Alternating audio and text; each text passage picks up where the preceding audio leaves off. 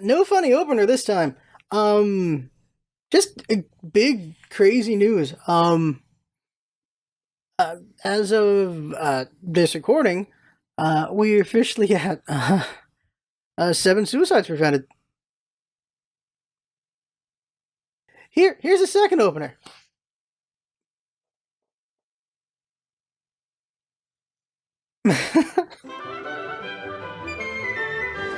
Welcome, friends. LostScarf here, and this is the second take. You're not gonna see the first take of this. Keeping the openers, as you saw, because you see in the vlog. So here's what's up. Here's what's up with this vlog. At 5 p.m. PST on the 24th, which is around the time this vlog usually comes out, there's gonna be a town hall meeting with the viewership, and it's gonna be everyone talking on Discord, but I'm gonna be on Twitch. I feel like that's just the easiest way to communicate, and so I'll just stream it like on our IRL so that we just talk. And I want to see where the viewership feels about the channels, about the main channel, the side channel, and Twitch, and what they think about, like, what are the things they like, what do they don't like, what do they actually watch, what they don't watch, and suggestions they might have on different things, like things they think that could help with the channel, or things they don't like, things like that, just stuff like that, and see about that, like, because the channel, it's stuck. It really is. And there's a number of reasons for it. One is we don't have like a main touchstone anymore. The touchstone's me, but we don't have a main touchstone anymore. That's what Smite was. The main touchstone I've been trying to make it is the one-shots and the Scarf plays and the voice stuff. Like, I've been trying to make those the touchstones. But aside from our close-knit community really enjoying that stuff, it's really not grabbed anyone new. And so, just looking to see what can we do to grab new viewership. That's the question there. As far as the podcast goes, I really enjoy that. The podcast I'm not concerned about because that's not even a year old. That needs time to marinate, and we'll see where it goes. But I just love it because I'm meeting people I look up to. I'm meeting people I want to talk to, and it's awesome. Like, it's a shell in the pit. Oh my god, this dude's been making music for the last couple of years, and it's really good stuff. And I'm glad I got to talk to him. The creator of Kingdom of Loathing and West of Loathing. I got to meet the dude who heads Asymmetric, and I got to meet one of his main guys. That was really cool right there. Just meeting people I would not meet if I did not do this podcast, and that's awesome. So the podcast, we're not really going to talk about that necessarily because that is just a different thing, but the channels and the Twitch for sure. And if you missed the meeting and you want to give feedback, you can give it here on this video. You can leave it on this video. Anything else with the channel? Oh, giveaways. Kirby Star Allies is gonna have a giveaway. I'm gonna, when this vlog comes out, that giveaway is gonna start. It'll be Gleam.io, the link will be in the description, and the giveaway will go from now until 3 days after the game comes out. I'm doing those 3 days so that people who they weren't sure about the game, which is insane, can see that the game's amazing, because there's no way it won't be. Oh my god. And then they'll get on the giveaway. So giving everyone a chance, even the late people, a chance at this giveaway. You can tell, obviously, I love Kirby. So I want someone who could not afford this game to have a chance to play it. That's what I want. And yeah, just Kirby's awesome. So give someone a chance with that. Important thing is internationally, obviously it'll be digital code, but if you win the game and you're in the US and you want a physical copy, I'm willing to pay the little bit extra for the shipping so that you can have a physical copy. Like, buy it as a gift on Amazon and it'll get mailed to you. You have to wait, like, of course, a couple more days, but if you want a physical copy instead of a digital one, that's what I'll do. And so that's only if you're in the US. If Canada and Mexico can apply as well, do that. Only one person's winning, but that's the thing. If it's international, digital. If it's local, not local, but if it's, oh my god, someone in San Diego. If it's in the States, or if it applies to Canada and Mexico, I'll just Amazon it if you want a physical copy. Because some people like a physical copy rather than a digital one. For me, physical copy for dang sure. For Kirby, I want something I can hold on to, because obviously I have a lot of Kirby's to hold on to. And so there's that.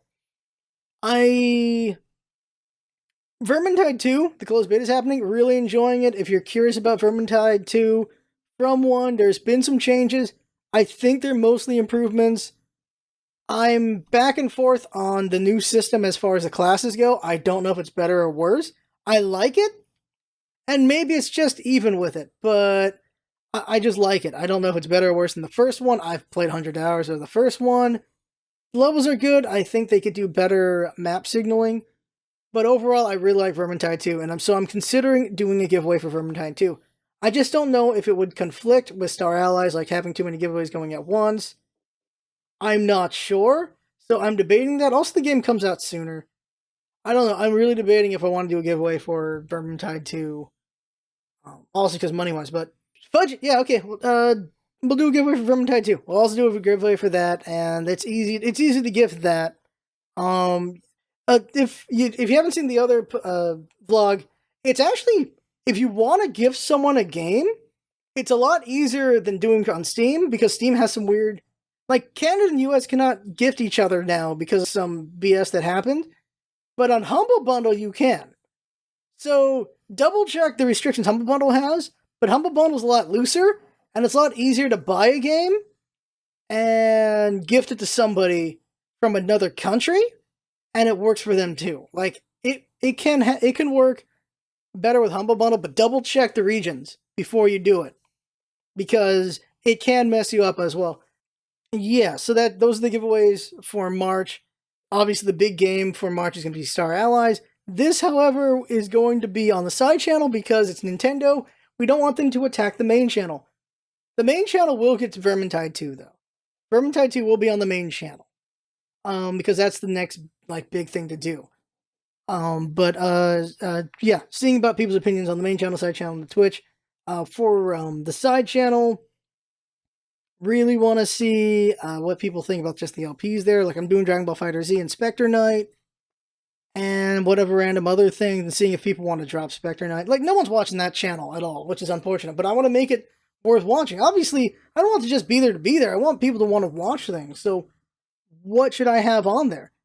Dragon Ball FighterZ has been a lot of me just learning combos and stuff. Soon it's going to have just nothing but ranked play on there. So if people really like ranked play, it'll be nothing but ranked. So that's coming up. But yeah, just seeing what people actually want. Because obviously you should do what people want, as well as do what you want. Like, find the middle ground. That's the thing to do. Like, the voice LPs, I'm enjoying it a lot because I'm doing a lot more growth with my voices. And that's important. That's very important if we want to be even better later on. And I know people like the voice LPs. It's just a question of, is there anything they think could make it better? Or do they have actually suggestions for games for it?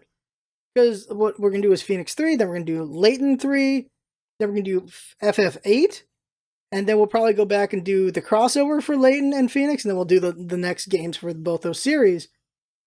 But I'm also thinking of maybe doing like Chrono Trigger and things like that. Like, I don't know if I want to do FF6. I have no idea, but Chrono Trigger I really want to do. The thing is, though, it's Luca and Meryl, and I can't remember the cave woman's name.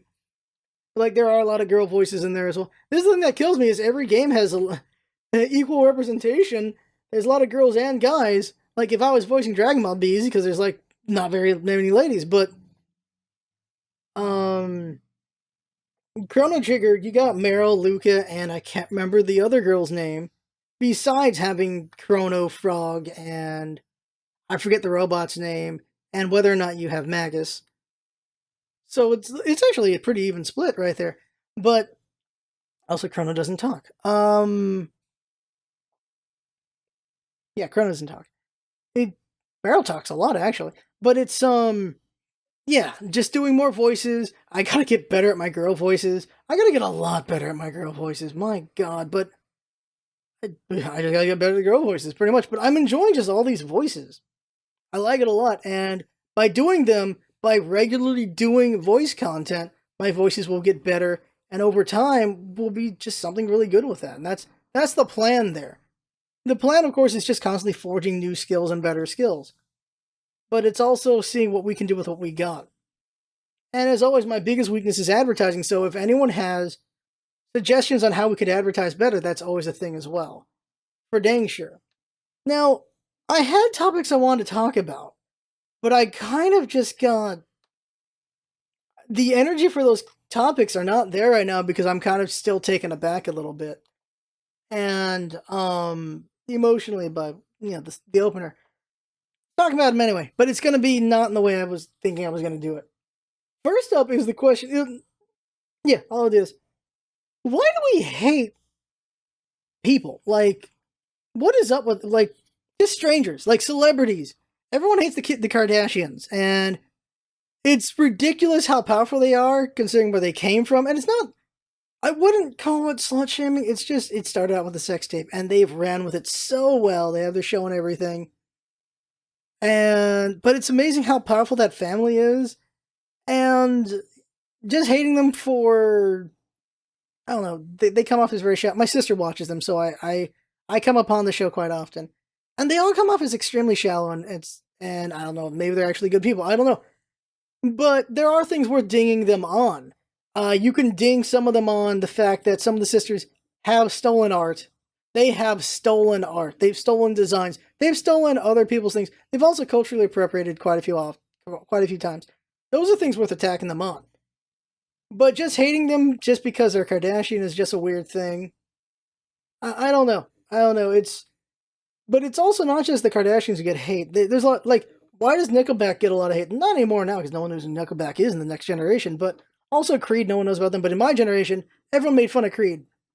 But there's one everyone knows, and that's Guy Fieri. Why does everyone hate Guy Fieri? I know he looks funny. Like, that's always been his look, but why does everyone hate Guy Fieri? I don't understand. Like, Guy Fieri has done a lot of nice things. He does a lot of non-profit stuff. He does this interesting concept where he gives pretzel carts to inner city schools, and with those they sell pretzels. Like, they teach kids like kind of a bit of business, and they sell pretzels to fundraise, like how you got Girl Scout cookies or bake sales, stuff like that. These kids sell pretzels, and that's pretty nice. Guy Fieri, when the California fires happened, he was out there, not fighting fires, but he was barbecuing for the firefighters, he was being the mayor of Flavortown. He was giving them flavor. People are like, ooh, that's a bad look. He's doing barbecue when they're fighting fires. It's like, his expertise is barbecue. He's a barbecue man. He's going to give them his best. That is a nice thing he's doing. And he does stuff like this. He does humanitarian efforts, which is really nice. He does stuff for the Special Olympics. He does stuff for just a lot of humanitarian efforts. He does a lot of good, nice things. But everyone hates on him because of the way he looked. It's really weird. Or they hate him because he's got so many shows on Food Network. Because Food Network's got a lot of shows. They got to fill 24 hours. But his main show is it. Diners, Dives, and Drive-Thru. I know I'm saying the wrong order there, and that show's been around forever.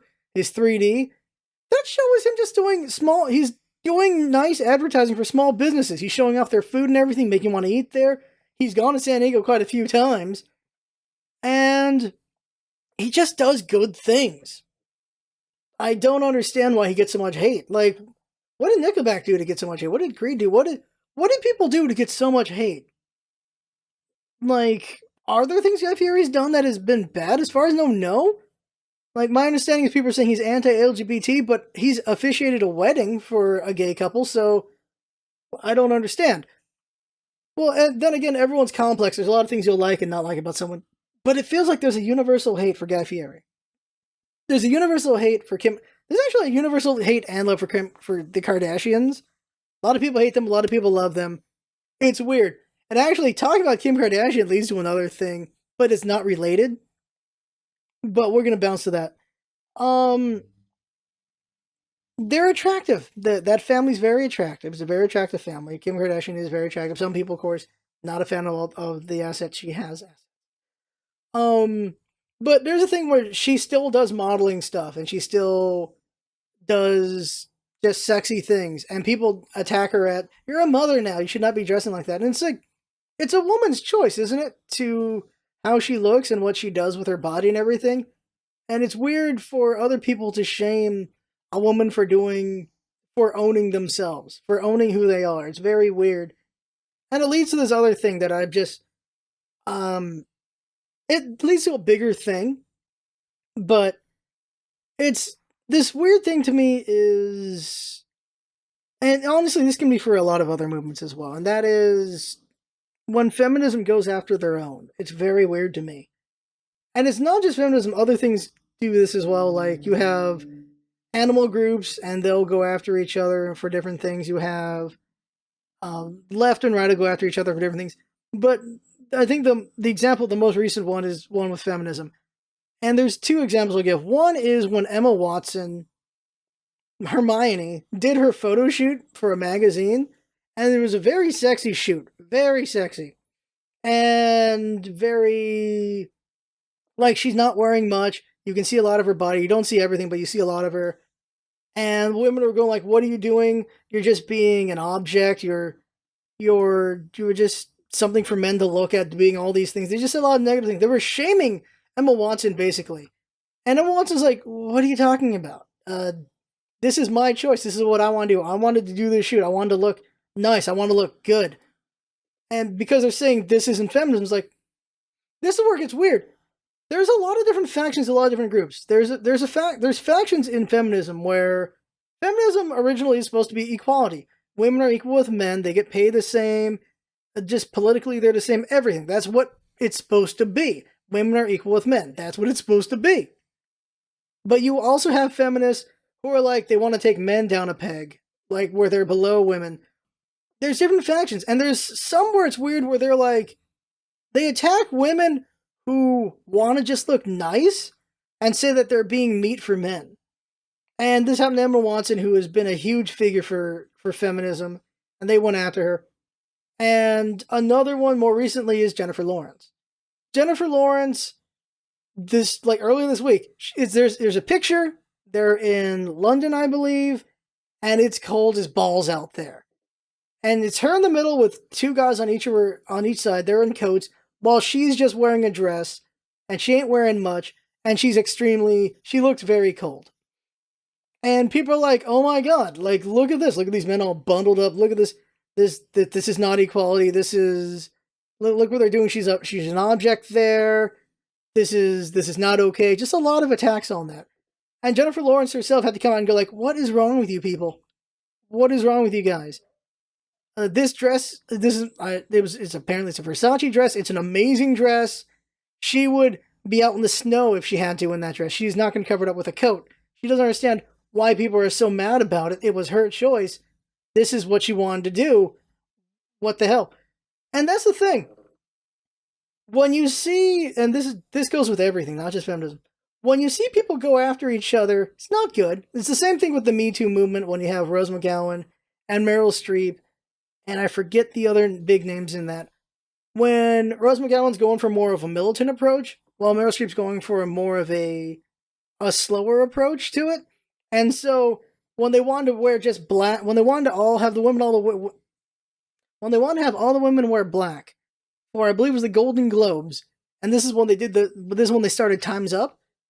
Rose McGowan felt like that wasn't enough. She felt like they should be really going after people. And she just was mad that this is all they're going to do, is they're just going to wear black. She was really not happy about that. And so publicly people got to see infighting in the Me Too movement. And we see the same thing with feminism this way, where there's some women just going after other women, and it's not the best. It's not good. And it hurts a movement when you see infighting, when you see people going after each other. But not only that, when you see them going after each other for something that just isn't really anything. If a woman's having a photo shoot and it's her choice and she wants to look good, she wants to look nice, it's for her, it's not for men, it's for herself. It's weird the conclusions people jump to, and I think this also feeds back into the just hating people. The conclusions we jump to very quickly, and this actually feeds to other things. The bigger picture. Why do we jump to conclusions so quickly? And why is it usually so very negative? People just hate on Guy Fieri to hate on Guy Fieri. People hate on this to hate on this. You have the Kardashians to hate on the Kardashians. So there are valid things to go after them for. People went after Emma Watson for a shoot because they have their own views on what they think feminism is. They went after Jennifer Lawrence because, or not Jennifer Lawrence, they went after the four guys around Jennifer Lawrence because they thought it's because of them she was doing this. It wasn't her choice. They thought they were making her do this thing. That they were making this terrible shot. And so it's really weird when those 4 guys are just getting attacked, basically, just on the internet. It's really weird. Another guy I follow named Jeremy Johns. He made a tweet where he was like, what if it was all just a dream, The Last Jedi? And this another person just tweets, just aggressive towards him. And they're like, well, he called it a nightmare. And in the response tweets, he's like, well, he called The Last Jedi a nightmare. That's not okay. He's like, he said, what if it's all a dream, not a nightmare? And so you see how people just attach things to other things. Like they make their own narrative, and it's very weird. And I think really what I'm going with here is shining a bigger light on, we create our own narratives. And I think we need to be careful with that. For some reason, people just don't like Guy Fieri. And they just do a lot to just hate on him. Same thing goes for just different celebrities and this and that. You have people who have their own narrative on how feminism is and how the world is with women. And so when they saw Jennifer Lawrence in that picture, for them, it was these guys made her take this picture. They made her look nice and not have a coat on for a really nice picture. That's what they thought. They didn't think it was her choice. They didn't think it was her doing it by... They didn't think it was her owning it. They didn't think it was her saying she just wanted to be in the dress in this shot and like that. And we see that all the time. We see people creating their own narratives about something that a lot of times are just innocuous. Or just... Is not just the right word? I decided to use a big word there because I believe that's where it fits. Things that just... It should not have been a big issue, but it was anyway. People who are a big issue despite the fact they shouldn't have been a big issue. Things like that. And I feel like we should be more careful about that. And because it feeds more into another thing that is confirmation bias because of our narrative. Because of the fact that, oh my god, so many people believe the Florida shooting was a setup by the Democrats. They believe that some of these students are crisis actors. They believe all these things. It's so weird to see people who want to make America great again being used as puppets by Russia, because they did the investigation and found that where did it start? Russian bots started the narrative that these were actors, that this was all a ploy, and a bunch of people on the right ran with it. To the point that even Ted freaking Nugent, spread some of the fake news himself, and that is not good. That is very not good. We gotta be more responsible with the things we see. Now, of course, that's an example on the right. There are things on the left, like you see with food, or with animals, or just what... Not giving good examples there, because I can't think of any off the top of my head, but I know there are some stupid things people on the left do as well. And they spread stupid news, they spread stupid things, and basically whenever that happens, the right has things to make fun of the left for, and the left has things to make fun of the right for, or hate each other for. I think we could all just do a little bit better, because I know I've seen things on Twitter, and I'll retweet it, but I'm like, hold back, let me undo that. Let me look at comments, let me look at other things to make sure this is actually a real thing. And sometimes it's not. I'm like, oh, my bad, and then I'll delete, tweets or whatever, because I'm like, well, I'm actually feeding into something. Because the left does do lies as well. Especially with Trump. The left will do things where they take him out of context, and it's just, no, you gotta hit people for real reasons. Like I was saying back with the Kardashians, there are real reasons to go after the Kardashians. They have done some things that are not okay. Going after them just because they have a TV show, why? Just because they have a fashion line, whatever, they're just attractive people, and people like attractive people, fine, whatever. But the cultural appropriation, you can go after them on that. That's not the best. Or when they flat out steal people's designs, that is really messed up. That is not good at all. That is very bad. That is very much worthy of hate. That's not okay. But I just, at the end of the day, I think we need to put more effort into being better about our narratives and feeding into our own confirmation bias and things like that. I think that's really what I'm getting at here. That was a long journey to get there. That's really what I'm going for there. And yeah, we could do better. One last thing really quick, just thought about. Mr. Rogers was amazing. He's always had amazing things to say. And Tom Hanks, which everyone loves, I don't think anyone hates this man, is going to be Mr. Rogers when they do the biopic for him, so I'm actually kind of excited about that. But there you go, that right there, I don't know why I mentioned that. That right there is the vlog. I had fun talking. Hope you have fun watching and listening. That's what it's all about, isn't having fun this combined. See you next time. Wasn't necessarily fun, it's just, you know what the vlogs are. It's me getting out my thoughts and finding a deeper idea, a deeper meaning, a deeper thought, while also venting and just sharing my thoughts on things. That's what these vlogs are. So thank you for sharing your time with me on that. And if you have any thoughts, put them down.